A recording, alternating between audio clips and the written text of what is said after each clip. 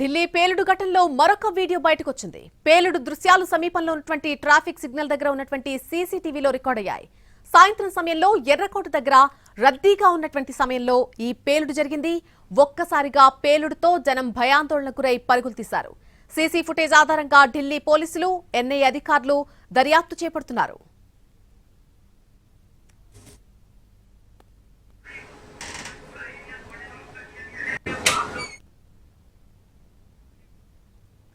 ఢిల్లీ పేలుడు ఘటనలో ఇప్పుడు మనం చూస్తున్న మరొక కొత్త వీడియో బయటకు వచ్చింది.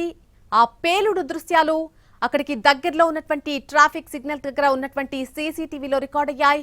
ఆ సాయంత్రం సమయంలో ఎర్రకోట దగ్గర రద్దీగా ఉన్న సమయంలో పేలుడు జరగడాన్ని మనం చూడొచ్చు. ఈ వీడియోలో ఒక్కసారిగా అక్కడ పేలుడు జరగడంతో అక్కడ ఉన్నటువంటి జనమంతా కూడా భయాందోళనకు గురై పరుగులు తీశారు.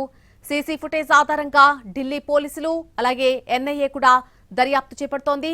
సోమవారం సాయంత్రం ఎర్రకోట సమీపంలో సాయంత్రం 6:50 ప్రాంతంలో ఈ పేలుడు జరిగింది.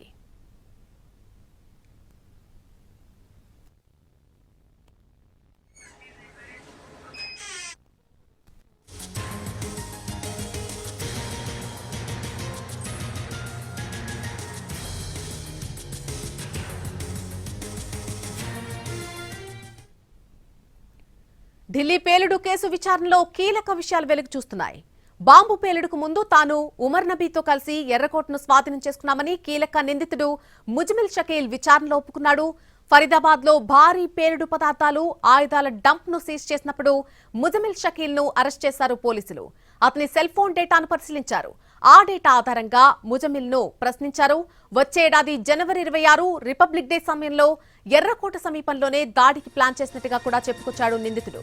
మొన్న దీపావళికి రద్దీ ప్రాంతంలో కూడా దాడి చేసేందుకు ప్లాన్ చేశామని, కానీ ఆ రోజు అమలు చేయలేకపోయామని విచారణలో ఒప్పుకున్నాడు.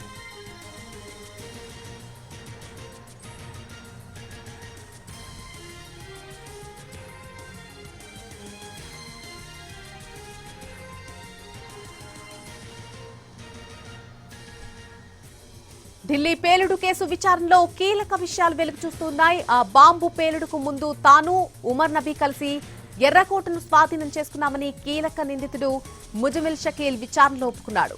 ఫరీదాబాద్ లో భారీ పేలుడు పదార్థాలు, ఆయుధాల డంప్ ను సీజ్ చేసినప్పుడు ముజమిల్ షకీల్ ను అరెస్ట్ చేశారు పోలీసులు. అతని సెల్ ఫోన్ డేటాను కూడా అక్కడే పరిశీలించారు.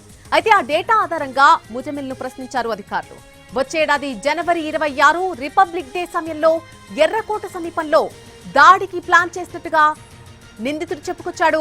మొన్న దీపావళికి రద్దీ ప్రాంతంలో కూడా దాడి చేసేందుకు ప్లాన్ చేశామని, అయితే ఆ రోజు ఆ ప్లాన్ ను అమలు చేయలేకపోయామని విచారణలో ఒప్పుకున్నాడు.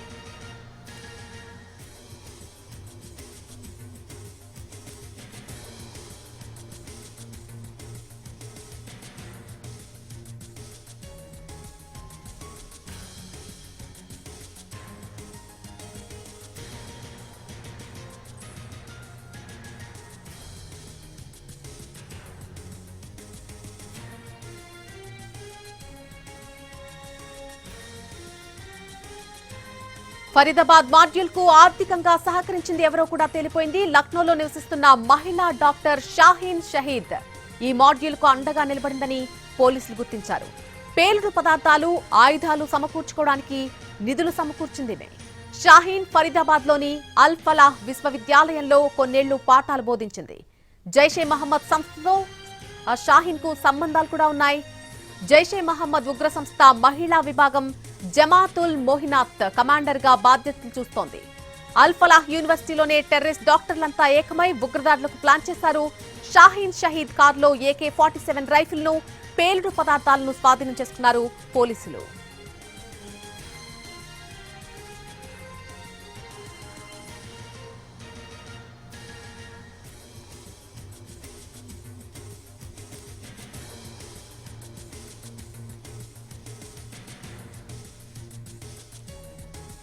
టెర్రరిస్ట్ అవతారమెత్తిన మరొక వైద్యుడు ముజమిల్ షకీల్. జమ్మూ కశ్మీర్ పుల్వామాకు చెందిన షకీల్ అల్ ఫలా యూనివర్సిటీలోనే ప్రొఫెసర్ గా చేశాడు.